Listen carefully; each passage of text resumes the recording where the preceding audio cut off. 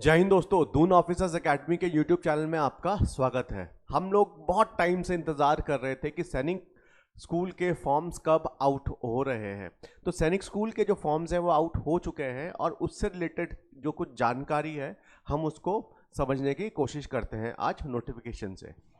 तो national testing agency ये exam conduct करवाती है और कुछ इंपॉर्टेंट चीज़ों पे ही हम लोग फोकस करेंगे, क्योंकि ये सारी चीज़ें आप सैनिक स्कूल की वेबसाइट में जाके आप डाउनलोड कर सकते हैं। लेकिन समझने वाली बात क्या है, आप देखिए, ठीक है, डेट ऑफ एग्जाम अभी अनाउंस नहीं कर रहे, अभी नहीं करी है। मोड ऑफ एग्जाम क्या है, पेन पेपर OMR शीट्स में आपको सर्कल्स बनाने होंगे, उस तरीके से आप ये करेंगे, ठीक है। पैटर्न क्या है, मल्टीपल चॉइस क्वेश्चंस, एक क्वेश्चन होगा उसके कुछ चॉइसेस आपके पास दी होंगी।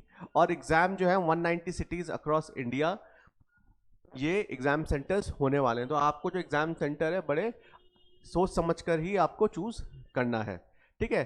क्लास 6 के लिए, क्लास 9 के लिए ये एग्जाम होगा। एग्जाम फीस की अगर हम बात करें तो जर्नल OBC डिफेंस के लिए 800 रुपीज़ है और SC ST के लिए 650 रुपीज़ है। Online submission of application form 24 तारीख से इसकी जो विंडो है वो ओपन हो गई थी, जो कि 13 जनवरी 2025 5 बजे तक आप इसको फॉर्म को फिल कर सकते हैं। और last date for payment of fee online है 14/1/2025, ठीक है। और वो भी आप 11:50 तक आप कर सकते हैं। Exam fee can be paid online either through debit credit card और इंटरनेट बैंकिंग। देखिए 24 तारीख से ये नोटिफिकेशन आउट है। मैं आप लोगों से ये कहूँगा कि सोच समझकर हमें सैनिक स्कूल का फॉर्म फिल करना है, क्योंकि लास्ट ईयर भी बहुत सारे पेरेंट्स ने गलतियां करी थी। जल्दबाजी में फॉर्म नहीं भरना है। और जो इसका बुलेटिन आया है 93 पेजेस का, सबसे पहले आप उसको रीड करें। 1-2 दिन रीड करने में आप लगाएं, उसको अच्छे से पढ़ें और उसके बाद ही आप सैनिक स्कूल का जो फॉर्म है वो फिल करें। तो चलिए इसी वीडियो में हम लोग आगे कंटिन्यू करते हैं कि किन किन चीज़ों का हमें ध्यान रखना है। सबसे पहले आपको सैनिक स्कूल की वेबसाइट में जाना है। आप गूगल में जाएंगे, आप सैनिक स्कूल टाइप करेंगे और पहला जो लिंक आएगा ये सैनिक स्कूल से का आ गया है, ठीक है। ये नोटिफिकेशन है जो मैंने आप लोगों को अभी दिखाया था, ठीक है। और ये आप रजिस्ट्रेशन करेंगे, ठीक है। सोचने वाली बात और जो करने वाली बात ये है कि आपको सबसे पहले जो ये इनका बुलेटिन है 93 पेजेस का, उसको पढ़ना है, ठीक है। जब एक बार आप रजिस्टर हो जाएंगे तो इस तरीके का विंडो आपके पास आएंगे। आपको एप्लीकेशन नंबर, पासवर्ड आपको बनाना है, ठीक है। वो बनाएंगे कैसे, आप जाएंगे न्यू कैंडिडेट। अगर आप न्यू कैंडिडेट हैं तो आप यहाँ पर आप इसको क्लिक करेंगे और डाउनलोड इंफॉर्मेशन बुलेटिन, ठीक है। इस तरीके का एक 93 पेजेस का एक पूरी बुकलेट आपके पास ओपन होगी। और यहीं आपको ध्यान में रखने वाली चीज है कि करना क्या है। ये इसका फर्स्ट पेज है, ठीक है। ये इसका सेकंड पेज है। ये सारी चीजें तो आपने देख ही ली हैं, ठीक है। एक्स्ट्रा इसमें यह है कि correction of the details filled in the application forms on website only. ये 16 तारीख को जो करेक्शन विंडो है, अगर आपने कोई गलती कर दी है तो आपको 16 से 18 तक का 2 दिन का टाइम दिया जाएगा, जब आप अपनी जो गलतियां आप लोगों ने करी हैं उसको आप कर सकते हैं। फॉर एन एग्जाम्पल कि किसी का नाम पवन है, ठीक है। तो ऐसा हो सकता है कि आपने वहां पर पवन में स्पेलिंग मिस्टेक आपने कर दी, या PAA आपने कर दिया, या PAAWAN इस तरीके की स्पेलिंग है। तो जो भी आपके आधार कार्ड में मेंशन्ड है आप उस तरीके से करेंगे, क्योंकि बाद में जो है वो प्रॉब्लम होती है। कुछ पेरेंट्स कहेंगे सर हमारा तो आधार कार्ड डोमिसाइल नहीं है।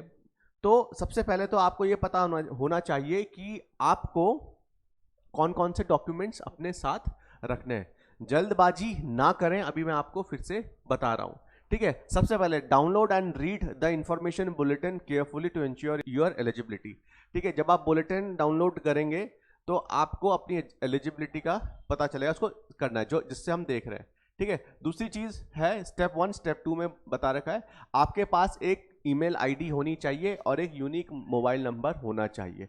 ठीक है, तो एक मोबाइल नंबर से आप 2-3 सैनिक स्कूल के फॉर्म्स फिल नहीं कर सकते। तो एक आपकी ईमेल आईडी होनी चाहिए और आपका मोबाइल नंबर होना चाहिए, क्योंकि कल के दिन अगर आपका यूजर नेम पासवर्ड मिस होता है तो आप कहीं ना कहीं उसको रिकवर कर पाओ, और जो आपका एडमिट कार्ड है वो इसी ईमेल आईडी में आएगा, और जो भी फर्दर रिलेटेड इंफॉर्मेशन है कि आपको ये स्कूल अलॉट हुआ है तो ये भी इंफॉर्मेशन आपकी ईमेल आईडी में ही आएगी, और जो आपको सैनिक स्कूल से फोन किया जाएगा वो इस पर्टिकुलर नंबर पे ही किया जाएगा। तो सबसे पहले तो एक ईमेल आईडी प्रॉपर और एक मोबाइल नंबर आपके पास होना चाहिए। ठीक है, कुछ डॉक्यूमेंट्स हैं जो कि बड़े इंपॉर्टेंट है। Scanned image of candidate photograph. ठीक है, इसका फाइल साइज होगा 10 KB से लेके 200 KB तक हो सकता है जेपीजी फॉर्मेट में। ठीक है, आप किसी भी साइबर कैफे में जाएंगे या मोबाइल से भी क्लिक कर लें, या अगर आपको खुद से आता है तो उसका साइज आप थोड़ा सा कम करके आप 10 KB से लेके 200 KB की बनाएं, तभी आपके पास कुछ चीज़ें हैंडी होनी चाहिए, तभी आप फॉर्म को फिल कर सकते हैं। ठीक है, कैंडिडेट का सिग्नेचर भी चाहिए 4 KB से लेके 30 KB तक, ये भी जेपीजी फॉर्मेट में। तो इसको करके उसकी फोटो खींच के ये सारी आप साइबर कैफे वाले बहुत ही आसानी से कर लेते हैं। ठीक है, candidates left hand thumb impression. ठीक है, ये भी सारा आपका हो जाएगा वहीं पर। In case of any eventually of left thumb being unavailable, right hand thumb impression में बी यूज्ड। ठीक है, वैसे तो लेफ्ट करना है, अगर लेफ्ट में कुछ दिक्कत है, चोट लगी है, कुछ है, तो आप राइट थंब भी आप यूज कर सकते हैं। आपका डेट ऑफ बर्थ सर्टिफिकेट होना चाहिए, डोमिसाइल सर्टिफिकेट होना चाहिए, कास्ट कम्युनिटी कैटेगरी सर्टिफिकेट होना चाहिए। अगर आप किसी कास्ट से बिलोंग करते हैं तो आपके पास सर्टिफिकेट होना चाहिए। ठीक है, जिनके पेरेंट्स डिफेंस में है तो सर्विस का सर्टिफिकेट भी होना चाहिए। ठीक है, अगर कोई बच्चा ऑलरेडी सैनिक स्कूल में पढ़ रहा है और वो फिर से एग्जाम दे रहा है, वो अपना स्कूल चेंज कराना चाह रहा है, तो certificate from the principal certifying that the applicant is studying in the approved new Sainik school. ठीक है, ये सिर्फ उनके लिए है जो ऑलरेडी सैनिक स्कूल में पढ़ रहे हैं, तो वहां से भी एक लेटर बना देंगे कि आप स्कूल में पढ़ रहे हैं। ठीक है, the certificate as detail below file size 50 KB से 300 KB के बीच होना चाहिए। ठीक है, तो ये सारी चीजें हैं, कुछ इंपॉर्टेंट चीजें हैं कि जो आपको ध्यान में रखना है, इसको एक बार पढ़ना है। ठीक है, लास्ट टाइम क्या हुआ था कि सर हमारे बच्चे के पास तो डोमिसाइल है ही नहीं, हम किस तरीके से इसको फिल करें। तो उस केस में अगर बच्चे के पास डोमिसाइल नहीं है तो वहां पर पेरेंट्स का डोमिसाइल लग सकता है, लेकिन ये एग्जाम जो है आप कोशिश करें कि आप डॉक्यूमेंट्स अपने रेडी रखें। अगर कुछ डॉक्यूमेंट्स मिस हो रहे हैं तो उनको बाद में किया जा सकता है, लेकिन सबसे पहले ये बुलेटिन को आप स्टडी करें।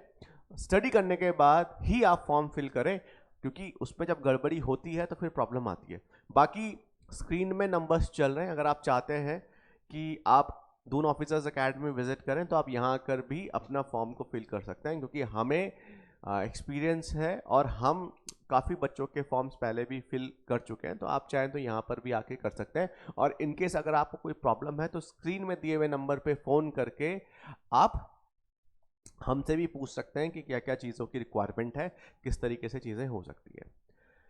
इस वीडियो का बनाने का उद्देश्य सिर्फ यही है कि आप लोग सबसे पहले बुलेटिन को अच्छी तरीके से पढ़ लें, सारे डॉक्यूमेंट्स कलेक्ट कर लें, और जिससे भी आप फॉर्म फिल करवाएं तो ये जिम्मेदारी आपकी है कि वो आपका नाम गलत ना फिल करे, वो आपकी डिटेल्स गलत फिल ना करे, क्योंकि जो प्रॉब्लम है वो आपको होने वाली है। तो इतना आपको ध्यान रखना है। आज के लिए इतना ही, धन्यवाद।